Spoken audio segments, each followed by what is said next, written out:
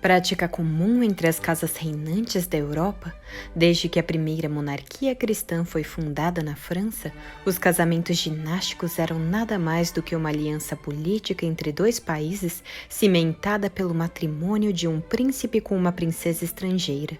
Os jovens herdeiros eram educados desde cedo para esse destino, cujo objetivo principal era gerar sucessores para a coroa.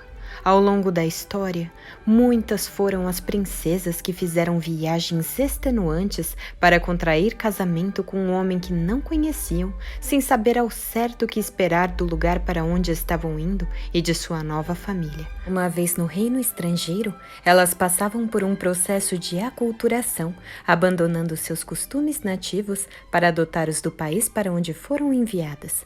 Uma princesa que se casava num reino estrangeiro poderia ser considerada uma espécie de refém, mas também uma embaixadora, servindo aos interesses de suas pátrias de origem e de adoção. Isabel de Parma, por exemplo, assim definiria o papel de uma princesa consorte. Ela diria: o que deveria esperar a filha de um grande príncipe, nascida escrava dos preconceitos dos outros, vê-se sujeita ao peso das honras, essa etiqueta interminável presa à grandeza, um sacrifício para o suposto bem público. Com efeito, essa frase faz eco a um trecho da correspondência da imperatriz do Brasil, Dona Leopoldina, à sua irmã Maria Luísa, na qual diz que nós princesas somos como dados que se jogam e cuja sorte ou azar depende do resultado. Nessas circunstâncias, não é de se surpreender que muitas mulheres das casas reais nutrissem fortes sentimentos de sua terra natal, da qual tiveram de ser arrancadas em prol do suposto bem público. Nesse quadro, Dona Leopoldina não diferia de outras princesas europeias, que passariam por muitas situações desagradáveis no casamento e em sua pátria de adoção. Basta lembrarmos de Maria Teresa da Espanha, esposa de Luís XIV da França, de Catarina de Aragão, esposa de Henrique VIII da Inglaterra, de Catarina de Médici, esposa de Henrique II da França, entre outras. Sentimentos como o amor, fundamentado no afeto mútuo, não era algo com o qual elas poderiam contar. Isso, sem falar que a ideia de amor que temos hoje em dia é bastante diferente da que se tinha nos séculos passados. Do amor cavalheiresco, das trovas medievais, ao amor romântico, dos romances dos folhetins, as diferenças são muito grandes. Esse tipo de sentimento, fundado no afeto, os reis e príncipes preferiam resguardar para suas amantes. Na França, por exemplo, existia a posição de amante titular, a favorita do rei, cargo esse que foi desempenhado por mulheres inteligentíssimas como Madame de Maintenon e Madame de Pompadour. Essas mesmas mulheres também funcionavam como um escudo para as rainhas, enquanto fossem o alvo dos boatos e mexericos da corte, as soberanas permaneceriam fora do alcance da mira dos fofoqueiros. Basta lembrar do caso de Maria Antonieta. Na ausência de uma amante titular do rei, os olhos da corte todos se voltaram para a rainha, que se vestia de forma extravagante, sendo execrada pela população. Porém, o império das grandes cortesãs cairia da Europa definitivamente com a Revolução Francesa e com o surgimento da chamada monarquia familiar no século XIX, embasada em princípios burgueses de amor e fidelidade conjugal. A família real passou então a ser vista como um modelo de conduta moral para os súditos. O exemplo deveria vir de cima da pirâmide, mas no caso brasileiro, as coisas seguiram um rumo um pouco diferente.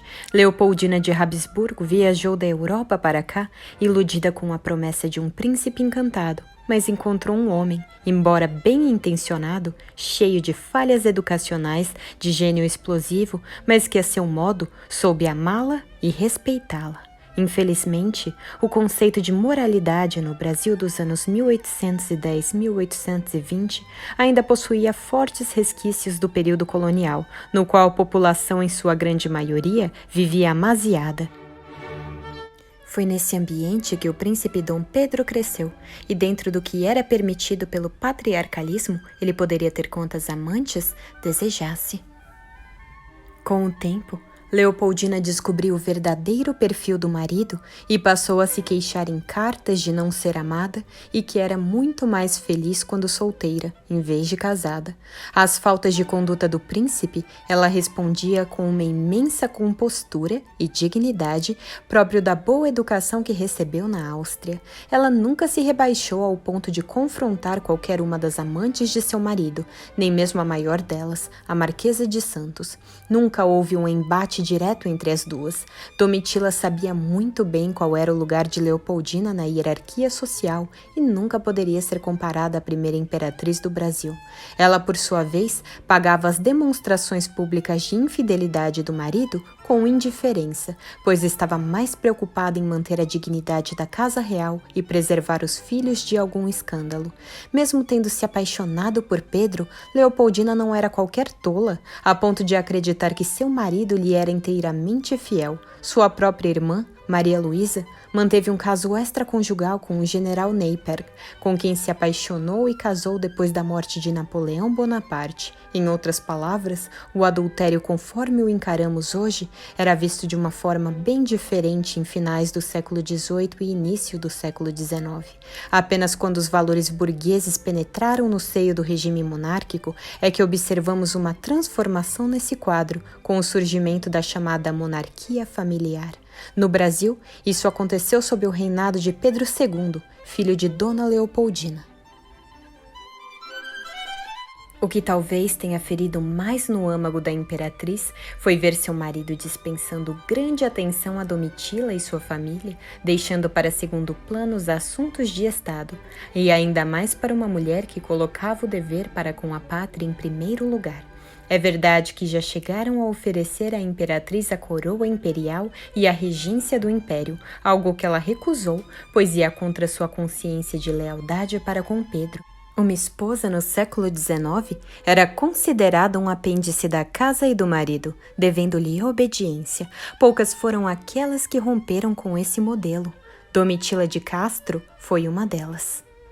Numa monarquia extremamente nova instalada nos trópicos, até mesmo a posição de amante titular, em decadência nas cortes europeias, era novidade. Domitila de fato foi uma das responsáveis pelo sofrimento da imperatriz, mas se me permitam esse pequeno anacronismo, o verdadeiro responsável foi o homem que as colocou nessa situação, Dom Pedro I.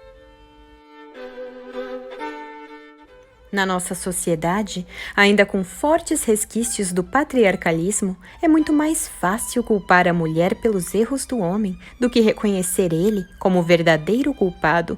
O complexo de Eva ainda está bastante arraigado no imaginário coletivo. Então, antes de procurar criar uma rivalidade entre essas duas mulheres, deveríamos avaliar as contribuições que elas deixaram para a posteridade. Leopoldina será para sempre a paladina da independência do Brasil, e ninguém irá demovê-la deste posto. Ela triunfou na morte assim como sofreu e batalhou em vida, e hoje é adorada por uma multidão de súditos que não cansam de lhe render sincera homenagem. É a imperatriz da independência, a primeira mulher a governar o país enquanto Estado autônomo. Quanto a Domitila, após o término do relacionamento com Pedro, refez sua vida, dando um novo sentido para a mesma. Morreu numa idade avançada para a época, cercada de filhos e netos, um mês antes de completar 70 anos, no dia 3 de novembro de 1867, e deixou para a cidade de São Paulo grandes contribuições. A visão de Domitila como um monstro sedutor, vilã e destruidora de lares foi alimentada durante décadas, especialmente com a reinvenção da moralidade no século XIX, da qual nossa sociedade é herdeira. Sua vida repleta de elementos trágicos. Foi dada em casamento muito jovem a um homem ciumento e violento que chegou a esfaqueá-la e quase teve a guarda dos filhos tomada pelo sogro. Presa nessa relação abusiva, Dom Pedro foi a única saída apresentada para se livrar daquele casamento e conseguir seus filhos de volta. O casamento era um negócio estabelecido entre dois homens, sendo um deles o pai da noiva e o outro o futuro genro, através do qual se trocavam mulheres e dinheiro, atividades exclusivas do espaço público masculino. Elas não participavam dessas transações. As escolhas para uma mulher de classe média alta eram bastante restritas. O que Domitila deveria fazer? Permanecer em um relacionamento abusivo com um marido que a esfaqueou, impedida de ver os filhos e sujeita a toda sorte de humilhações domésticas, passada como uma propriedade da tutela do pai para a tutela do marido, ela assumiu as rédeas do jogo e se tornou senhora de sua própria vida. Precisamos lembrar que, como súdita, Domitila não podia simplesmente rejeitar as mercês do imperador, algo que poderia arruinar as pretensões de sua família. Não digo com isso que ela não tenha se aproveitado de sua conexão com o imperador, tendo sido uma das causas do sofrimento de Leopoldina. Ela teve sua parcela de culpa, se é que podemos chamar assim. Em cartas, Leopoldina chega a se referir a ela como bruxa e a compara com Madame de Maintenon e Madame de Pompadour. Porém, é preciso lembrar que quem impôs a presença da Marquesa no paço e a elevou ao posto de primeira-dama de Leopoldina foi o próprio Pedro I. Foi o imperador quem ergueu a estrela de Domitila ao auge. Quando ela lhe deixou de ser útil, descartou-a da mesma forma que fez com tantas outras mulheres. Ela não foi responsável pela morte de Leopoldina, que veio a óbito em 11 de dezembro de 1826, após contrair uma febre pós-parto. Muitos boatos mentirosos foram criados com o nome da Marquesa de Santos, a fim de depreciar a sua imagem. Todavia, mesmo na adversidade, Domitila soube se reinventar. Sua vida não se resume ao relacionamento de 7 anos que ela manteve com Pedro I do Brasil. Ela retornou para São Paulo em 1829 e, graças ao dinheiro adquirido junto ao imperador, reconstruiu sua vida, casando-se novamente e se dedicando às atividades filantrópicas. Não teria ela esse direito? Domitila sobreviveu a Pedro e Leopoldina e se tornou uma das damas mais respeitadas na sociedade paulista de seu tempo. Então, por que uma mulher que morreu cercada de filhos e netos há 150 anos ainda incomoda tanta gente? Por que ficamos presos a uma imagem de uma mulher bastante estereotipada e nos esquecemos da extrema fibra e coragem que ela demonstrou em vida? Domitila foi uma das poucas mulheres emancipadas de seu tempo, recusando-se a continuar sendo utilizada em prol das ambições masculinas. Existe uma outra história, menos conhecida da Marquesa de Santos e que diz muito sobre a mulher que ela foi. Ambas, Leopoldina e Domitila, cometeram erros e acertos em vida. Antes de serem amantes e imperatriz, eram seres humanos. Não caiamos assim no equívoco de rivalizá-las. Eram duas mulheres muito diferentes que venceram as adversidades que a vida lhes colocou de formas distintas. Precisamos analisar suas trajetórias com o olhar do antropólogo e a distância necessária para não se perder em paixões partidárias que pouco contribuem para o debate e a criação do bem mais precioso, o conhecimento. Muito obrigada a todos que assistiram ao vídeo. Sigam nossa página no Facebook, Tudor Brasil, e nosso perfil no Instagram, @TudorBrasil. Esperamos vocês nos próximos vídeos. Não esqueçam, por favor, de curtir nosso canal e apertar o sininho para receber as últimas novidades. Até mais!